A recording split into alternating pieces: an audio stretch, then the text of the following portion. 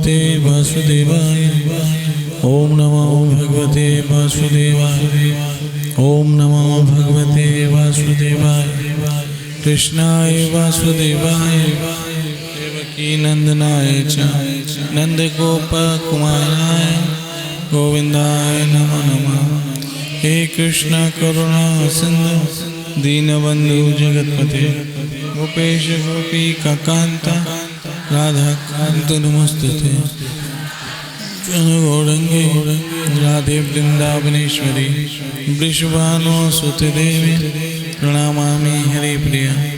श्री कृष्ण चैतन्य प्रभु नित्यानंद श्री अद्वैत गदाधर जीवासदि गौर।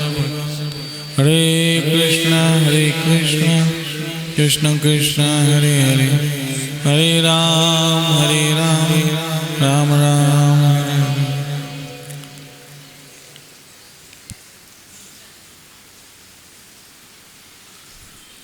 अनन्य चेतः सततं यो मां स्मरति नित्यशः तस्य हम सुलभ पार्थ नित्य युक्तस्य योगिनः। हे अर्जुन, जो अनन्य भाव से निरंतर मेरा स्मरण करता है उसके लिए मैं सुलभ हूँ, क्योंकि वो मेरी भक्ति में प्रवृत्त रहता है। मुझे प्राप्त करके 15वां श्लोक। महापुरुष जो भक्ति योगी हैं कभी भी दुखों से पूर्ण इस अनित्य जगत में नहीं लौटते, क्योंकि इन्हें परम सिद्धि प्राप्त हो चुकी होती है। जैसे कि कल हम गुरु महाराज की कथा से इस बात को हम समझ सकते हैं कि अगर हम अपने गुरु महाराज की आज्ञा अनुसार कृष्ण का स्मरण करते रहते हैं तो अवश्य हमें कृष्ण की प्राप्ति होती है। धर्म के बहुत सारे नियम है जो बड़े कठोर हैं। नाना प्रकार के योग हैं, नाना प्रकार की साधनाएं हैं, लेकिन कृष्ण क्योंकि अपने भक्तों पे विशेष कृपालु है। वैसे तो भगवान सब पे ही कृपा करते हैं, कृष्ण सब पे कृपा करते हैं, परंतु अपने भक्तों पे विशेष कृपा करके उनको ये सरल और सुगम मार्ग भक्ति योग दिया है, जिसमें वो कृष्ण के नाम स्मरण के द्वारा और भक्ति करके कृष्ण की शुद्ध भक्ति के द्वारा वो कृष्ण को पा सकते हैं, और वो भी सरलता से और सुगमता से। इसलिए गुरु महाराज जब ओम नमो भगवते वासुदेवाय, ओम नमो भगवते वासुदेवाय, ओम नमो भगवते वासुदेवाय के नाम स्मरण में लग गए, तब भगवान ने कृपा की और गुरु महाराज के पास आए और उनको वरदान दिया। बोलो गुरु क्या चाहिए? तुम्हें राज्य की इच्छा थी इसलिए बोलो। गुरु महाराज कहते प्रभु, मैं अभी तक कांच के लिए दौड़ रहा था, मुझे हीरा मिल गया है, अब मैं कांच की क्या इच्छा रखूं? मुझे हीरा मिल गया है, मैं अब कांच की क्या इच्छा रखूं? माताओं, मित्रों, ये संसार जो है वो कांच जैसा है,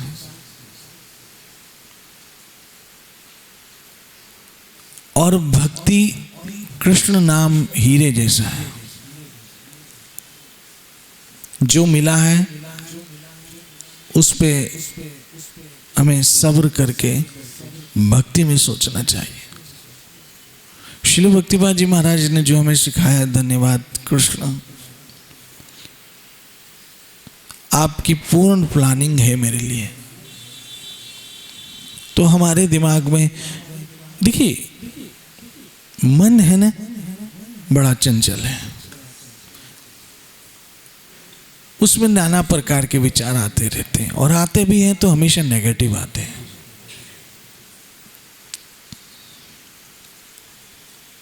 ऐसा क्यों हो गया, ऐसा क्यों हुआ, अगर ऐसा होता तो, ऐसा क्यों हुआ, अगर वैसा होता तो, ये जो हुआ इसकी जगह ऐसा हुआ होता तो, ऐसा क्यों नहीं हुआ, ऐसा क्यों नहीं हुआ, क्या कारण था, अगर ऐसा ऐसा होता तो कितना अच्छा होता। ये सब मन में विचार आते रहते। मन है हवा की तरह, पवन की तरह, उसमें इस प्रकार के विचार आते रहते हैं। फिर आगे के लिए हम सोचते हैं अगर ऐसा हो जाए तो, अगर वैसा हो जाए तो, अगर यूं हो जाए तो, अगर इस तरह हो जाए तो, ये सब विचार आते रहते हैं। श्रील भक्तिपाद जी महाराज ने हमको ये समझाया है कि आप सबों के लिए जितने बैठे हैं, कृष्ण की एक परफेक्ट प्लानिंग है और आपको उस प्लानिंग से चलना है। अच्छा, हमें नहीं पता है कैसी प्लानिंग है, क्योंकि हम भविष्य जानते नहीं। हो सकता है वो प्लानिंग जैसे हम सोचते हैं वैसे हो, और हो सकता है जैसे हम सोचते हैं वैसे ना भी हो।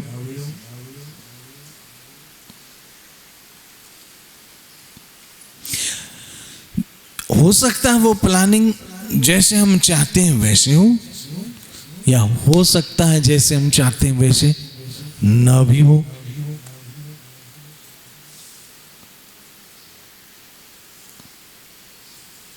जैसे अनुकूल चाहते हैं ऐसे हो, या प्रतिकूल भी हो, फेवर में भी हो और विरुद्ध में भी, अनफेवर भी हो। तब श्रील भक्तिपाद जी महाराज का ये वचन याद रखना, कृष्ण एक परफेक्ट प्लानर है।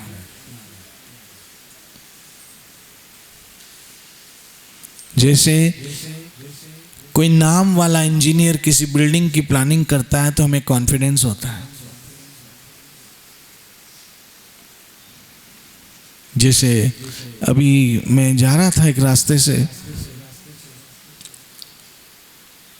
तो एक बहुत बड़ी बिल्डिंग बन रही थी, निर्माणाधीन थी, अंडर कंस्ट्रक्शन थी, और उस बिल्डिंग का जो बोर्ड लगा पड़ा था बहुत बड़ा, उसके नीचे एक जगह लिखा था आर्किटेक्ट फ्रॉम यूएई,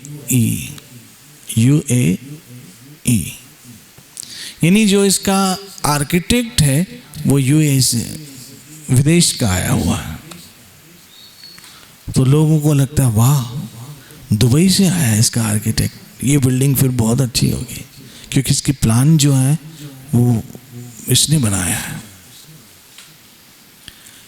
इसी तरह से जब आपको ये भरोसा हो जाएगा कि आपके जीवन का प्लान किसने बनाया है, कृष्ण ने बनाया है। मैं फिर कहता हूं, जरूरी नहीं है कि जो आप चाहते हैं वैसा ही आने वाले कल में हो, तब तो हम मचल जाएंगे। हाय, ये क्या हो गया? क्यों? क्योंकि मैंने तो कुछ और सोचा था। हाय, हम बर्बाद हो गए, ऐसा क्यों हुआ? क्यों? हमने तो कुछ और सोचा था।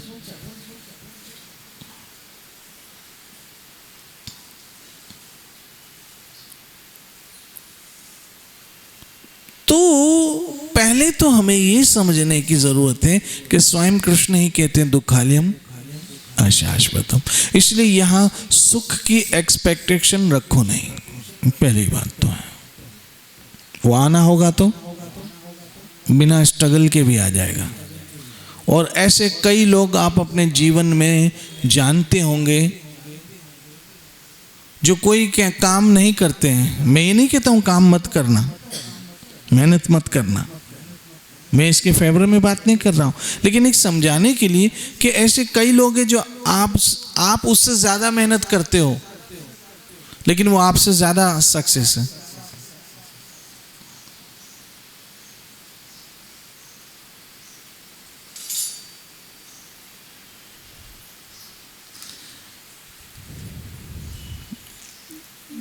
इसीलिए पहली बात तो ये है कि आप कोई एक्सपेक्टेशन मत रखना कि आपके लिए फूल बिछने वाले हैं। दुखालयम अशाश्वतम, पहली बात है। आने वाले कल में आपको दोनों के लिए तैयार रहना, दुख के लिए भी और सुख के लिए भी। मात्र सुख के लिए ही नहीं, दुख के लिए भी तैयार रखना। और क्योंकि आप सब कृष्ण भक्त हो, क्योंकि आप सब कृष्ण भजन कर रहे हो, क्योंकि आप सब कृष्ण नाम ले रहे हो, इसलिए इस बात का ये विश्वास होना चाहिए कि इस संघर्ष में आप अकेले नहीं होंगे। क्योंकि श्रील भक्तिपाद जी महाराज ने अपने इस मंत्र में अंत में लिखा, मैं अंत तक क्या करूंगा? संघर्ष करूंगा। आपको हाथ पे हाथ मार के बैठना नहीं है, बल्कि संघर्ष करना है। और आपका सबसे बड़ा संघर्ष क्या है? आपका सबसे बड़ा संघर्ष भक्ति है। आपका सबसे बड़ा संघर्ष भजन है। आपका सबसे बड़ा संघर्ष सत्संग में आना है। क्योंकि ये तीनों करने में आपका मन असमर्थ होता है। जब भजन करने बैठते हैं तब हमारा मन पता नहीं यहां वहां भागता है। जब हम सत्संग की ओर आते हैं तो हमारा मन पता नहीं कितने काम में लग जाता है। जब हम कृष्ण की ओर आते हैं तो न जाने कितनी राहें हमारी अलग अलग हो जाती हैं।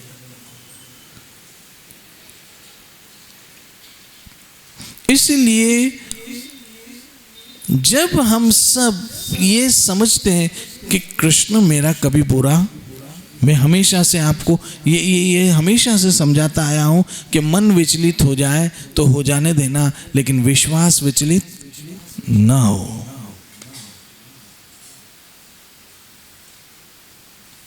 विश्वास कभी विचलित नहीं होना चाहिए। विश्वास आपका कृष्ण पे अटूट रहना चाहिए। ये संघर्ष तो होता रहेगा और रोज एक नया रूप में एक नई समस्या आपके सामने आएगी। रोज एक नई समस्या हमारे सामने आती है और उस समस्या को देखकर हम बीते कल को याद करते हैं कि अरे वो दिन कैसे थे, वो दिन कैसे थे। कंवारी लड़की कंवारेपन में शादी के सपने देखती और जब शादी हो जाती है तो फिर कहती क्या कॉलेज के दिन थे, कंवारेपन के दिन थे, आज़ादी थी, मम्मी के घर 9 बजे उठो 10 बजे उठो, कोई कहने वाला नहीं था, कोई काम नहीं था, बस पढ़ो लिखो फ्रेंड्स ये वो। अब तो सास सर पे जल्लाद की तरह बैठी रहती है और ससुर देखो तो यम का रूप है और देवर देखो तो चित्रगुप्त है और ननंद देखो तो कौन है, डायन लगती है। और ये सब हाय वो दिन कैसे थे। क्या मेरा लड़कों के साथ घूमना फिरना, मित्रों के साथ कॉफ़ी पीना, और ये अब तो पानी पीने का भी टाइम नहीं है ससुराल में। क्या तुम्हें जीन्स पहनती थी अब ड्रेस में ही जीना पड़ रहा है। कभी कभी तो सास कहती चलो मंदिर साड़ी ओढ़ के। क्या लाइफ हो गई है मेरी, मैं क्या थी क्या हुई। तो जब समस्या आती है हम पास्ट में चले जाते हैं, हम हमेशा पास्ट में चले जाते हैं। अभी अगर कोई समस्या आती है तो हम पास्ट में चले जाते, क्या मेरे बचपन के दिन थे, कोई प्रॉब्लम नहीं, कोई तकलीफ नहीं, मम्मी की गोद में बैठे रहना, ये करना, वो हमेशा पास्ट में चले जाते हैं। क्या मेरे दिन, क्या मेरा प्यार मोहब्बत, ये वो सब और अभी क्या हुआ, बोला बंबई में बात हुई, दिल्ली में दिल मिले, पूना में प्यार हुआ, और उल्लासनगर आते आते तो डाइवोर्स भी हो गया। हाँ, बंबई में बात हुई, पूना में प्यार हुआ, दिल्ली में दिल मिले, और उल्लासनगर में आते आते कोर्ट में चले गए।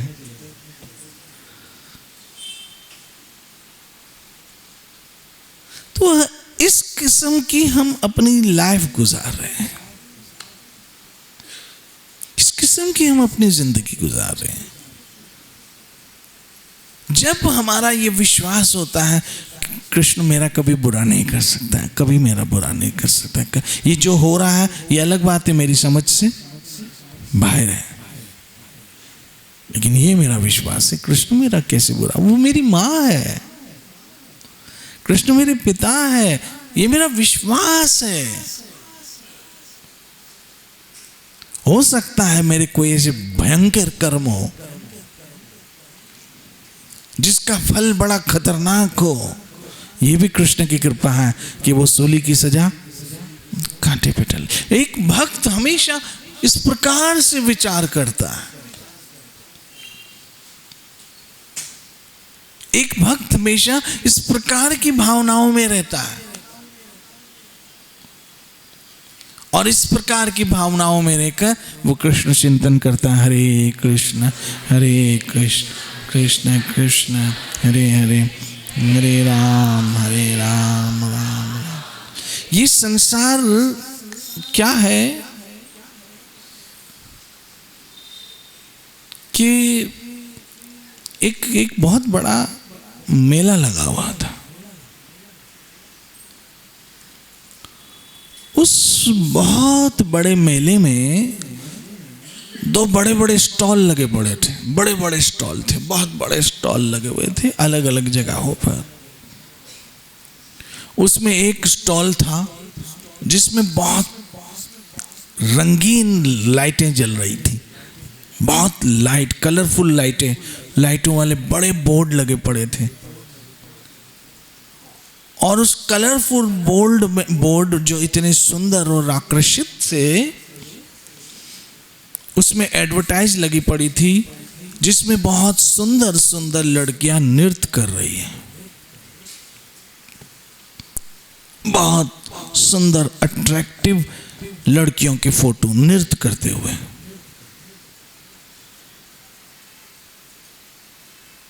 और KFC की तरह चिकन खाते हुए photo, juicy chicken, done done done, इस प्रकार का। कोई मैकडॉनल्ड्स के बर्गर खा रहा है, इस प्रकार के नॉनवेज के फोटो। ड्रिंक जाम से जाम छलकाए जा रहे हैं और कहते हैं एक मैं एक तू और एक टन, 3 मिलेंगे यार तो क्या होगा चमत्कार।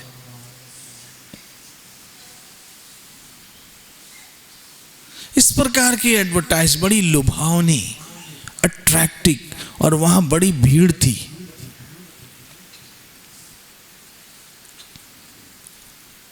भीड़ लगी पड़ी थी लाइन से, और मारा मारी थी अंदर जाने के लिए। लेकिन जो भी अंदर जाता, घुसते ही उसे लाते पड़ती, धड़ाधड़ धड़ाधड़ धड़ाधड़।